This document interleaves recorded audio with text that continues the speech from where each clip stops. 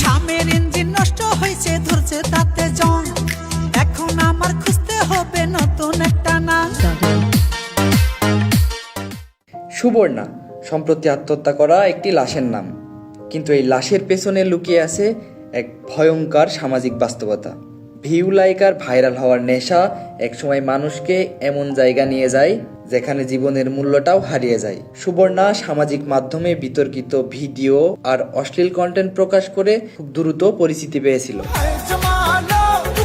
হাজার হাজার মানুষ দেখেছে তার ভিডিও, কেউ হাসাহাসি করেছে, কেউ সমালোচনা করেছে, আবার কেউ উৎসাহ দিয়েছে। কিন্তু ক্যামেরার পেছনের মানুষটার ভেতরে কি চলছিল সেটা জানার চেষ্টা খুব কম মানুষ করেছে।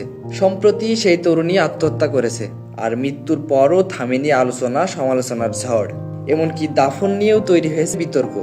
সে মোবাইলে টিকটক করে এবং বিভিন্ন অসামাজিক কাজে সে লিপ্ত থাকে। একটা মৃত্যু, একটা নিথর দেহ, আর চারপাশে শুধুই নীরবতা। এই ঘটনা আমাদের সামনে একটা কঠিন বাস্তবতা তুলে ধরে।